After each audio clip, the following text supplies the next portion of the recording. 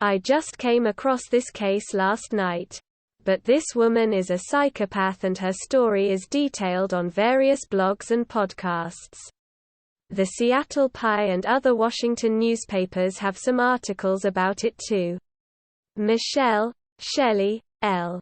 Knotek is currently serving time as a convicted murderer at Washington Corrections Center for Women in Gig Harbor, WA, with her release date being listed as June 2022. Her third husband, David Knotek, participated in her crimes and was arrested with her in 2003. David was released from prison in 2018. They tortured and murdered Cathy Loreno, Shane Watson, Ronald Woodsworth, and potentially James McClintock. Shelly was married 3 times and had a daughter with each of her 3 husbands. Nikki, Sammy, and Tori. They lived in the small community of Raymond, Washington. In 1988, Shelly also took in her 13-year-old nephew, Shane Watson. Shane's father was Shelly's stepbrother who was in prison. Shane's mother left him to live with his grandparents due supposedly to financial hardship, and once his grandfather got sick, Shelly convinced them that he should live with her. Shelly enjoyed mentally and physically abusing her daughters and nephew regularly. The book If You Tell by Greg Olson was written with their permission and from the perspective of the 3 daughters. It includes graphic details of the abuse they endured. Shelly was very abusive to the kids and would do things like force Shane and Nikki to get naked and slow dance together, or make the kids get naked and go roll around in the mud while she or David sprayed them with a hose. She stripped Shane naked and duct taped his legs and arms before rubbing icy hot on his genitals. According to her daughters, Shelly once slammed Nikki's head through a glass door. 19,881,994. Shelly's friend Cathy Loreno moved in December 1988 after having lost her job as a hairdresser. She would live with Shelly and David until dying in 1994 as a result of their abuse. She was isolated from friends and family and abused the same way Shelly's daughters and nephew were. She would lose 100 pounds during her stay, was waterboarded, made to eat spoiled food, made to take sedatives, made to do chores naked, and had bleach poured on her wounds. According to statements made by David after his arrest, Cathy died after choking on her own vomit. They didn't attempt to get help or alert anybody because her injuries would have clearly implicated them. David burned Cathy's body and then disposed of her remains on the coast. 19,941,995. Shane had taken photos that documented Cathy's injuries and told Nikki that he planned to go to the police and turn Shelly in for Cathy's murder. Nikki was 20 years old at this time.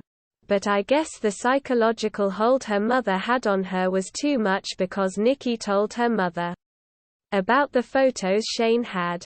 David then shot 19-year-old Shane in February 1995. David disposed of his body in the same way he had disposed of Cathy's body. Shelly would tell anybody looking for Shane that he had moved to Alaska. She would lie and say she had just spoken to him, and that he was happy and living with his girlfriend.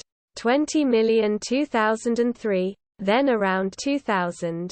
Ronald Woody Woodworth began living with Shelly, David, and their daughter Tori, who was the only daughter still living at home.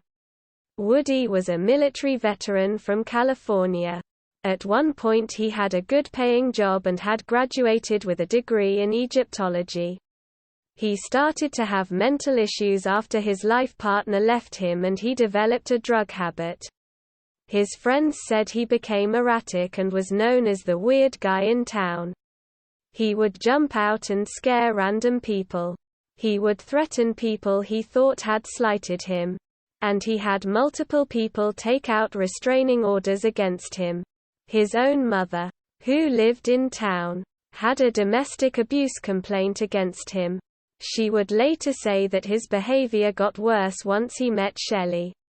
Shelly saw that she could take advantage of Woody's vulnerable mental state and offered to let him live with her. He would endure severe psychological and physical abuse throughout his stay just as the others had. In September 2001, Shelly was hired by her 81-year-old neighbor James Mac McClintock to help take care of him since he lived alone. Their neighbors would later say that they would hear Shelly yelling at Mac. Mac wrote Shelly into his will shortly after hiring her as a caretaker. Shelly was to first receive around $5,000 at the time of his death in exchange for taking care of his black Labrador, Sissy, until her death. Then after the dog died, Shelly would receive ownership of the remaining estate, which was the house valued at around $140,000. Mac died from a fall in February 2002. He had many documented instances of falling in the last few years of his life. But due to the circumstances, Shelly could have easily murdered him. 6 months after Mac died, Shelly reported that his dog had died and she took ownership of the house. After both Mac and his dog died, Woody, who had been living with Shelly, was moved into Mac's house so that he could do repairs and fix the house up to sell it. Then in June 2003, Shelly somehow got Woody to jump from a 2-story house into a gravel driveway. According to Tori, they did not take Woody for medical help. He laid in bed with broken bones and wounds while Shelly dumped bleach on his legs and dipped his feet in boiling water.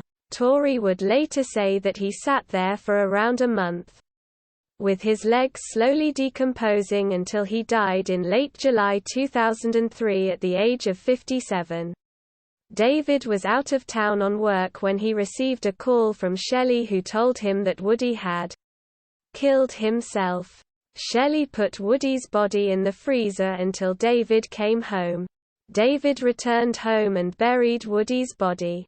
He planned to dig the body up later and burn it in the same fashion as the other victims once a local burn ban was lifted. The youngest daughter, Tori, is 14 years old at the time of Woody's death and goes to her older sisters to tell them what happened. They decide that enough is enough and report Shelly to the police. Tori is taken by child services and the property is searched. Woody's body is found and Shelly and David are both finally arrested. They are arrested on August 8, 2003, which would have been their first victim, Cathy's 45th birthday. So, my first thought when reading through this was, how did this go on for so long? Did nobody notice that people were disappearing around Shelly and David? Well, it turns out that people did notice and they reported their suspicions to police multiple times and nothing was done.